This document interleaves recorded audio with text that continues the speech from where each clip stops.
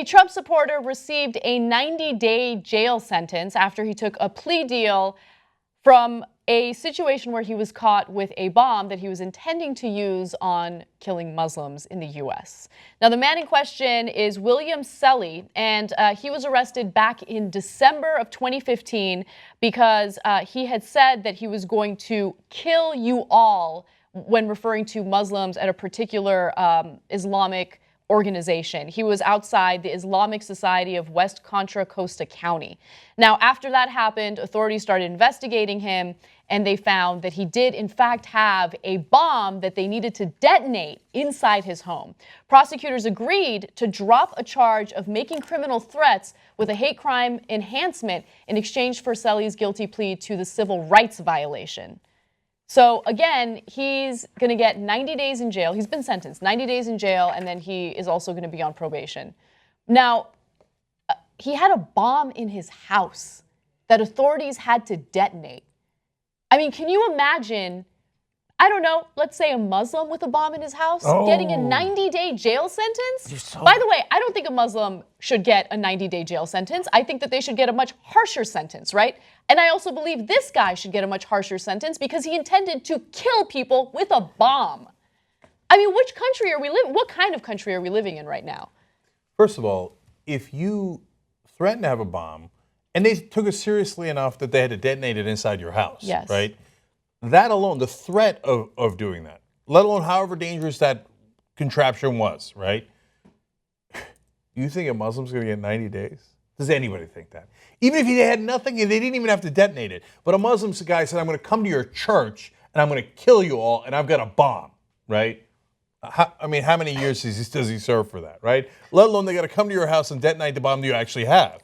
I mean, and Trump would kill his family. Like you might literally get close to a life sentence, right? You probably would get a life sentence, and your first charge would probably be attempted murder. It wouldn't be terrorism. It wouldn't be terrorism, exactly. It wouldn't be making threats or making criminal threats. It would be attempted murder. You're threatening people's lives, and then there's intent there.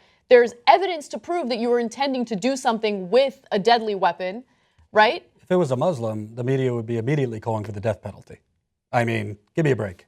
Yeah, and he said, no, but seriously, he says he's going to a mosque.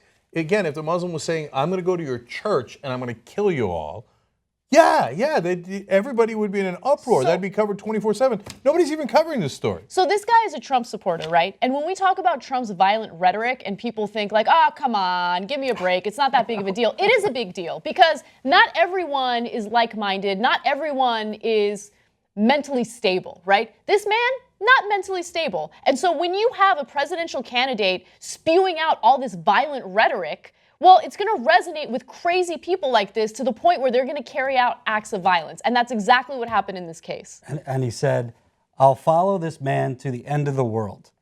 Let me tell you something, because I see it out there. There's plenty of people who feel this way about Donald Trump. I won't say all his supporters are going to transfer that into violence, but like Anna said, not everyone's mentally stable in this country.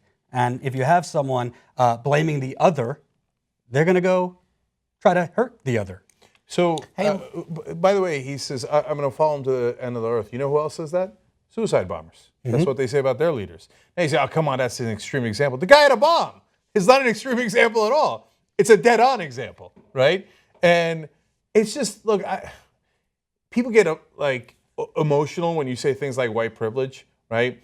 And but in a case like this, forget the terminology, right? Just think about it. It's just the mindset of the authorities. Well, it can't be that bad. He's a 55-year-old white guy who was making stupid threats about killing Muslims. I mean, he probably wasn't going to do it. I mean, we caught him, right? So we stopped him from doing it. What's the big deal? But if you, same exact authorities, you put a Muslim guy in there, but I think any other scenario, he says, I'm going to go to your mosque and kill you all, right? Let's say he says, I'm going to go to your police station and kill all the cops. You think they give him a 90-day sentence? Probably not.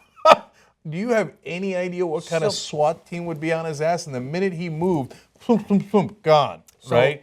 I mean, and by the way, that would happen with, if he was a white guy, it would happen if you threatened cops, right? If he was a black guy threatening cops, boom, boom, boom, let alone whoever else is around. You saw him, he had a gun. We thought he was reaching for a gun. I feared for my life. He said he was going to kill us all. I was afraid. I relied on my training. I resorted to my training. Yeah. Which, let me all say one thing. If you're a white guy, you go to a black church and you kill a bunch of black people, they're going to take you to Burger King on the way to jail. But if you're a black kid who did nothing but run from the cops, they're going to put you in the back of a paddy wagon and break your neck. If you're a black 12-year-old who's playing with a toy gun at a park, you will be shot within 2 seconds of the police arriving. That's what happens. So when people talk about, oh, white privilege and how it doesn't exist and it's just a bunch of whiny minorities, please take all those things into consideration, right? Because in this country, the one thing that we certainly do neglect and avoid is right-wing extremism. We had an entire unit in the Department of Homeland Security focused on right-wing extremism. And you know what the DHS did? They decided to do away with it because they got a little bit of criticism about it by Republicans. That's the country we live in, okay? That's why these mass shootings happen and nothing gets solved. That's why cases like this occur and nothing gets done. We just pretend like we don't have a problem with right-wing extremism here. But it's so interesting because I've asked that question on the campaign trail so many times when Trump supporters, even Cruz supporters, are talking about the Muslim threat and, you know, this all blaming it on Islam. I say, so I guess you're really, really concerned about the every other week there being a mass shooting. Yep. You want to do something about that, right?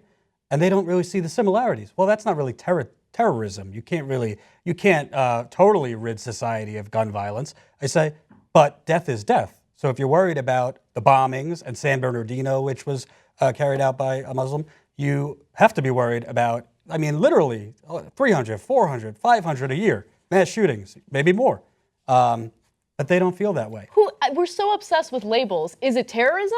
If it's terrorism, let's deal with it. If it's not considered terrorism, then let's leave it alone. Yeah, mass shootings are a big problem in this country. We're doing nothing to solve it, and so they'll continue. By the way, San Bernardino was a mass shooting. Yep. Yeah. Okay. That's right. So, but think about the reaction to that. You get a mass shooting in Newton, and they kill all those young kids, right? Or Colorado, they kill all the people in a movie theater. Nothing we can do, right? One of the mass shootings happens to be from a Muslim. They're like, let's go bomb people. Yep. Yep.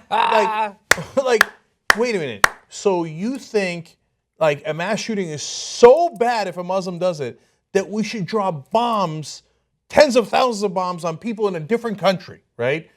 And a country, by the way, that they specifically were not from. Okay. But if white people or Christian people or just people that look like you, that do the same exact thing, you think the answer was obviously nothing. Obviously nothing.